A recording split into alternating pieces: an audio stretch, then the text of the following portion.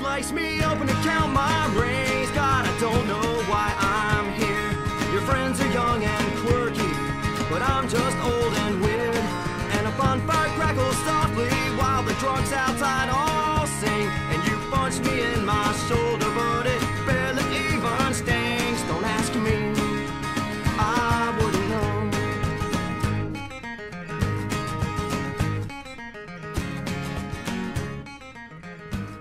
Hi, I'm Anna Wright, and I'm here with Greg Ellis, and we're here to talk about his singing-songwriting career throughout the years and the local music scene around Rock Hill, South Carolina.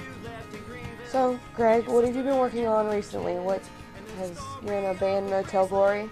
Yep. What have you guys been doing? We're about to enter the studio in a couple of weeks and lay down 4 songs and basically use those as promotional just to get some hopefully out of the region shows. And we want to eventually record everything that we have, and I think it's like 10 or 12 songs at this point, but the 4 that we picked are older ones just because I think we're probably going to get sick of them pretty soon. We want to like track them before we're just totally burned out on them. Now, aside from Motel Glory, you do have your own solo thing that you've been doing for how long now? I really didn't start doing that until maybe like 2007. Just something I always tried to avoid was like standing up by myself and with just an acoustic guitar, and you know, it's sort of nerve-wracking. I think it's still never really got used to it, but yeah, I've been doing that about 3 or 4 years, and it's kind of fallen by the wayside a little bit. Most of everything that I come up with now, I sort of, you know, I think it's more band-oriented, and I kind of prefer that. So. You said you've been playing music for around 20 years now. Yeah. What's the first band you got started in, and you know, any subsequent ones after? I was like I was 18 or 19, and I was listening to like a lot of hardcore, and I wanted to start my own band, and there were only a few people in town at that point that were listening to the same kind of thing that I was, so it was really hard to find people to play with. So I actually had this one friend whose tastes were pretty much aligned with mine, and then we actually found these 2 guys that were like playing in a jam band, and I was like, I can't find anybody that likes what I like that wants to play this type of music, but I think you'll have fun with it. So yeah, we started Salvo Rain with Todd and me, who listened to the same type of stuff, and these 2 guys that were basically, you know, doing like Santana covers and stuff like that. So, but that was spring of like '93, I think, and that band lasted for 3 or 4 years, and we got to, you know, take a lot of trips out of town. We pressed 2 7-inch records and a 12-inch, and you know, got to meet a lot of people through that band. It was really a lot of fun. That's cool. Do you have copies of that 7 or 12-inch anymore? Salvo Rain stuff, I still have a few of the 12 inches laying around, and it's crazy. I still keep in touch with those guys, and you know, we'll sort of like send each other, hey, look, if you see that copy of the record go for like $20 on eBay, and I'm just kind of like, why? But I guess scarcity breeds demand or whatever. At some point, I started Cannons, because my friend Jason moved back to town from Asheville, and he wanted to play again, and I'd known him from since I was in high school. So I got in touch with him and another old friend in Charlotte, and Stan. This is when Stan also just moved back to Rock Hill. So that was around 2005, and we're just like, let's just start like, you know, a fun punk rock band. And that band was a lot of fun, and I thought our shows went really well, but none of us at that point were really connected with what was going on. So it was really hard to promote because we didn't know which crowd to even like market ourselves to. So we got on some pretty like weird shows with bands that we really didn't fit in with. But the band was a lot of fun, and I'm really happy with that CD. And I guess it was around that time that I met like Chris Gervais. Well, I knew him, you know, before then.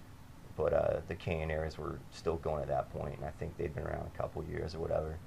And something happened. I can't remember. I think Amy had left to do her own thing, or was in the process of leaving, and Amy was the drummer at that point. And they needed somebody to sit in on drums.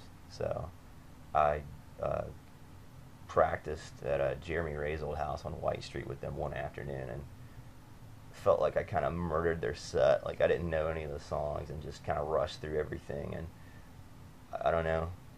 I thought it sounded like hell, but it was a lot of fun. Yeah. And after the practice, like, you know, Jeremy was really enthused by it, so I played a show with them and ended up sitting in for 3 or 4 months. Are there any particular, like, artists that you found, you know, growing up listening to or got recommended to that really you said, man, I want to do this, or I like how they do this, I should try and...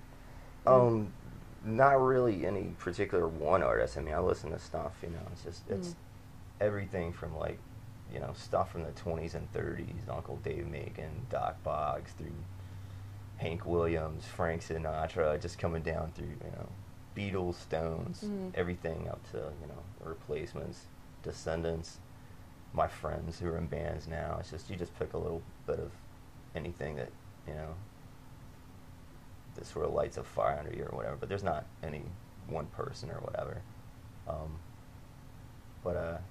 Yeah, and it's one of those things. It's like the whole social part of it's fun, you know, but I think it would probably be something that I would do no matter what, even if, like, nobody was, you know, coming out to a show and I couldn't get shows. I think I'd still, you know, be writing songs just because that's just, I don't know.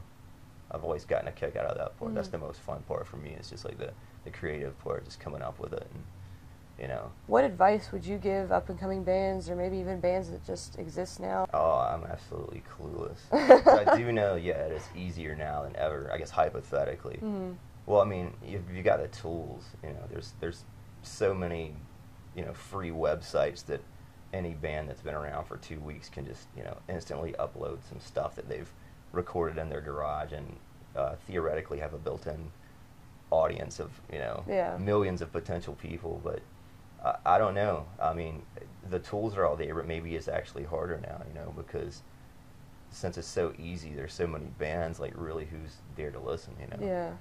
But that's, like, the one thing that's changed, just the fact that there's instant access to, you know, like, kids now can just click on one torrent and get, like, some artist's entire discography in one click, you know. Yeah.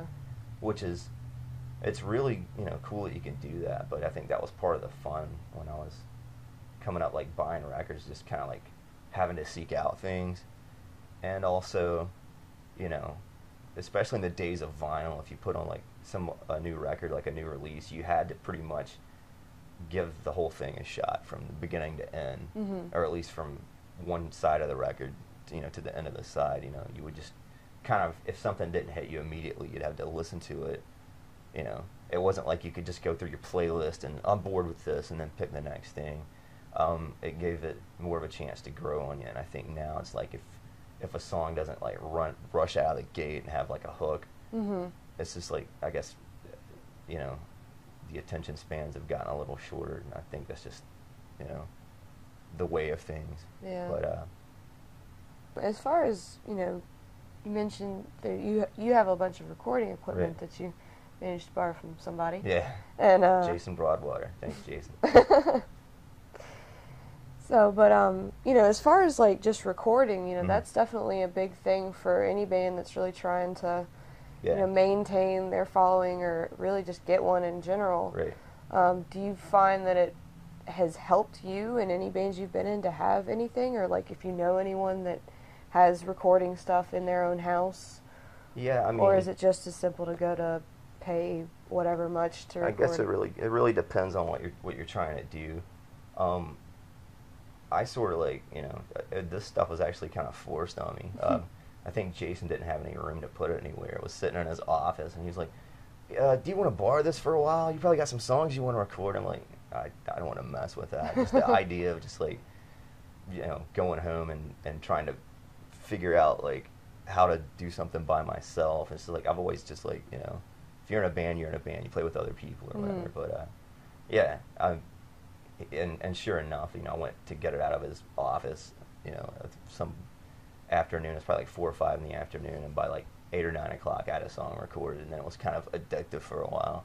I was like, okay, cool. I'm not in a studio. I'm not paying some, you know, weirdo like $35 an hour. I can kind of mess around and do whatever I want, and it ended up being a lot of fun. Mm-hmm.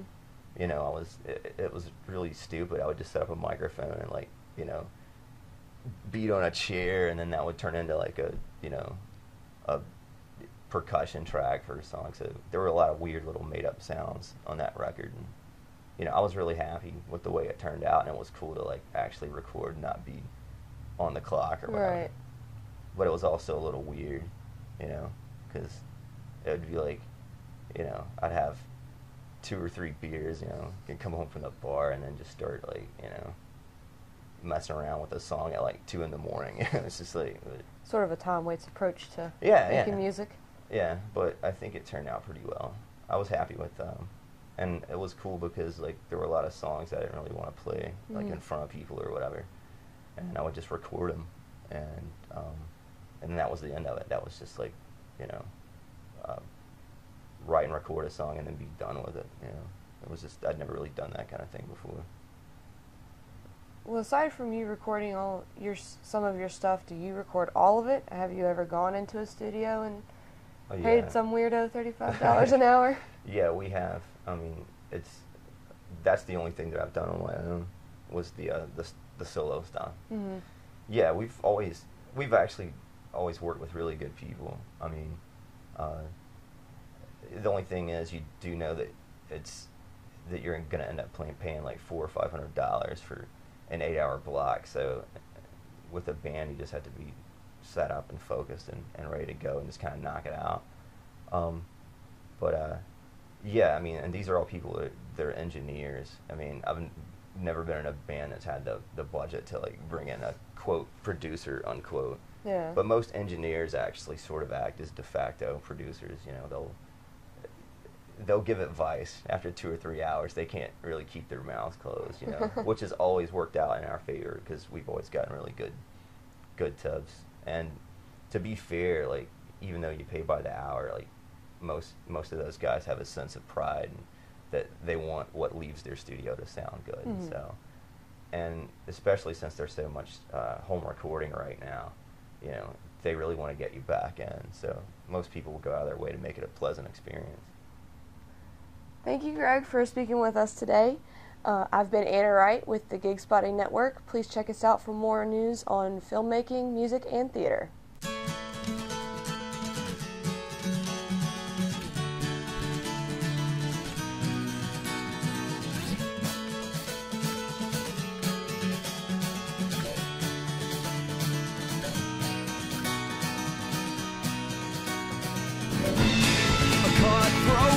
Cutthroat show. Burn this place to cinders, but where else would we go? I've got nightmares circling.